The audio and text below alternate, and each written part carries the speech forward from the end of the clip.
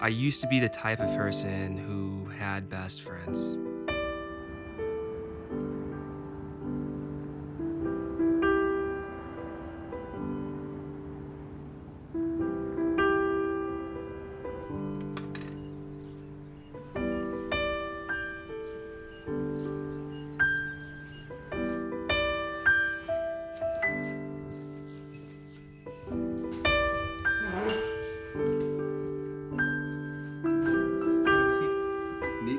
From the ages of 8 to 12, my best friend was a girl.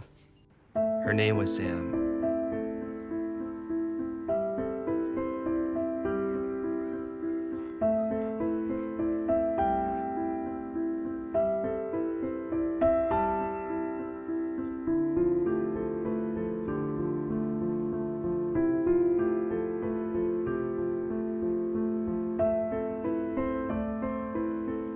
What I liked most about her was her unquestioning loyalty.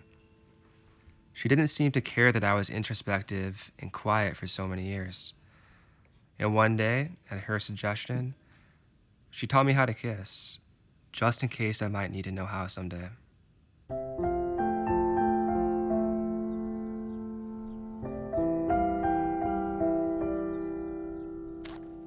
After middle school, Sam moved away. We wrote letters for about a year, but it fizzled out eventually. And I wonder how I don't have the kinds of relationships with girls that used to come so easily. After Sam, there was Lily. I met her my sophomore year after she transferred to our school from out of state, and she read a lot. At lunch, I would go back by the bleachers to have a smoke, and one day I saw her reading out there. I think it was Faulkner or Eliot. I don't know, something deep like that. Are you even old enough to buy cigarettes? Can you just go somewhere else?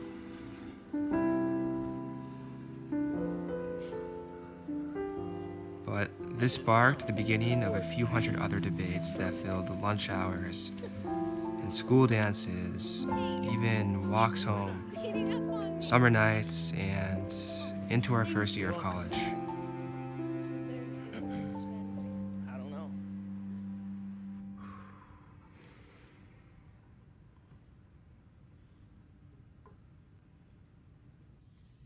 You doing okay down here? Yeah, I'm doing good. All right, just let me know if you need anything. Thanks. Lily was always lending me her books, trying to expand my mind. At first, I read them just to humor her, but then she became this lifeblood, this portal to an untapped conscious I didn't even know I had.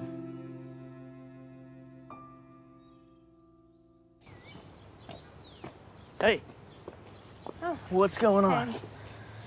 What's this? Oh, just some homework. I see. Well, this book is amazing because, I don't know, it's just like he's mourning his childhood. He misses it, you know, and it's ironic because he's still a kid and he knows that he's going to go somewhere, whether he has control over it or not. And it's just, it's brilliant. Hey. You okay? Yeah, I'm fine. I just, I wasn't going to tell you yet, but I have some pretty big news. What?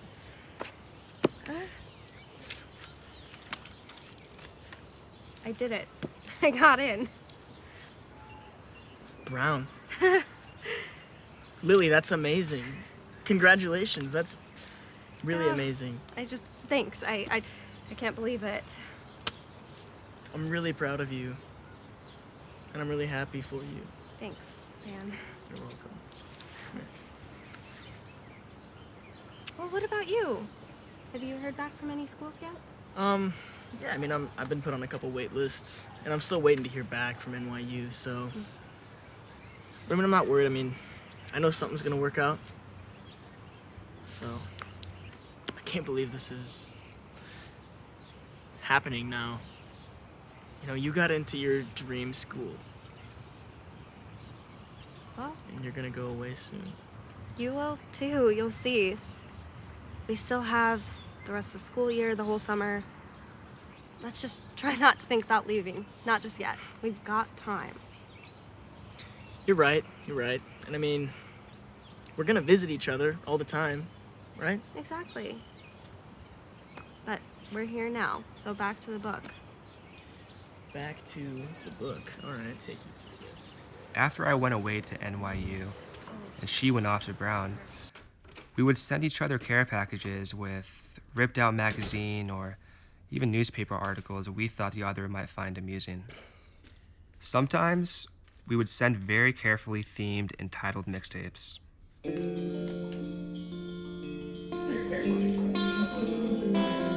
it up there, put it up there. But then I started dating. I mean, I dated a lot.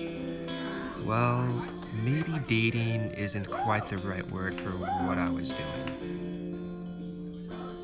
But I felt like I needed to get to know a lot of girls and take them out and build up my carnal repertoire or something. I can't even remember most of their names. I never quite figured out that friend and girlfriend could be synonymous, and clearly I didn't know what I was doing when it came to actual girlfriends. Lily wasn't there, and I couldn't find the kind of friendships that I was so used to having with girls like Sam as a kid.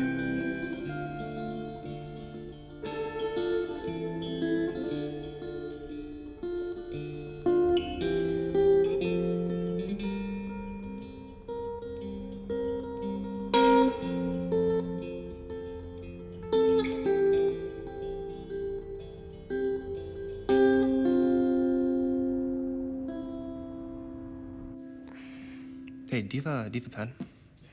Thanks. After a year and a half of it, I grew pretty tired of the whole charade, and I gave up on dating for a while. I couldn't understand why all my drinking buddies were finding these, the take her home to your parents kind of girlfriends. And one by one, they started falling off the grid, and one by one, I realized all the good ones were being taken, and they were taking my best guy friends along with them.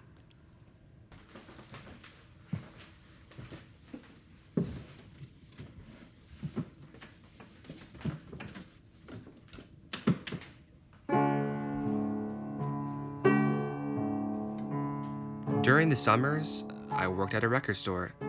The owner was this lady in her 40s named Martha.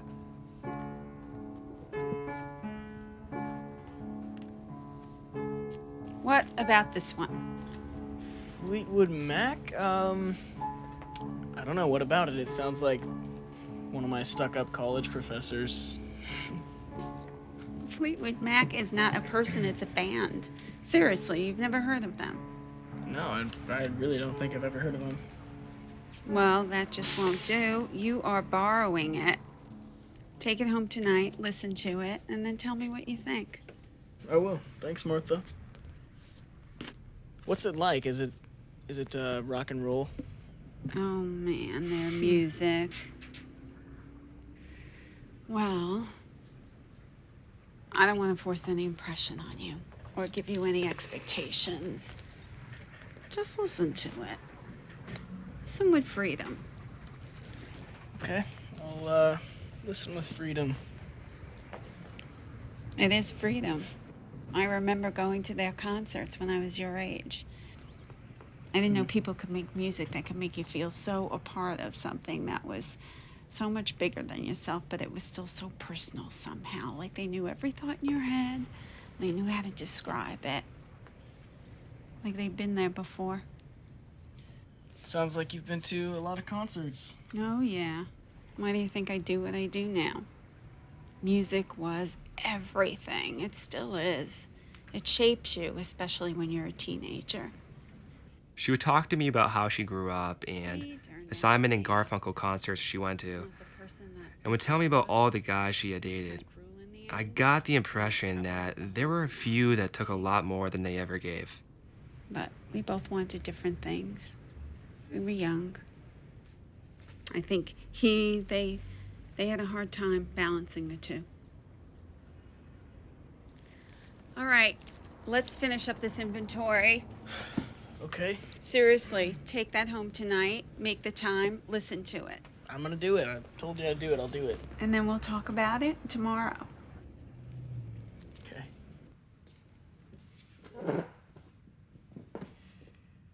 When I reached adulthood, I couldn't seem to find those endless hours that so easily filled my afternoons as a kid.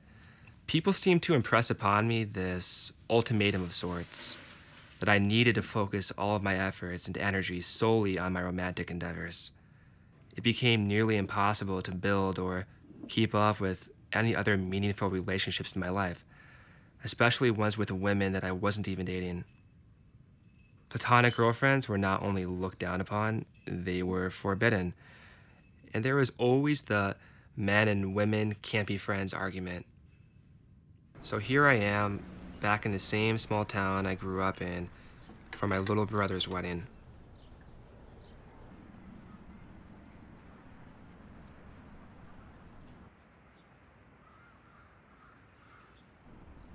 Almost 2 decades have passed since I made my first best friend. Read the check. And I'm in the same place where it all started for me. If this were a movie, or maybe even an optimistic book, this would be the ideal ending just before the credits roll. Maybe I would run into Sam downtown and we'd break into familiar conversation, or maybe Lily would be at the wedding and I'd lead her out to the dance floor just like old times in the high school gym. Maybe Martha would be at the same bar and the awkwardness of years spent apart would melt away after a drink or two.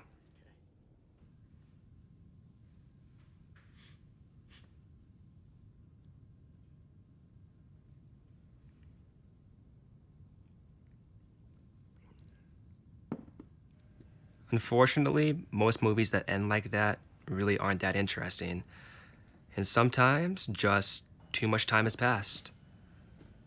And all you can do is just try to keep moving forward until you figure it out.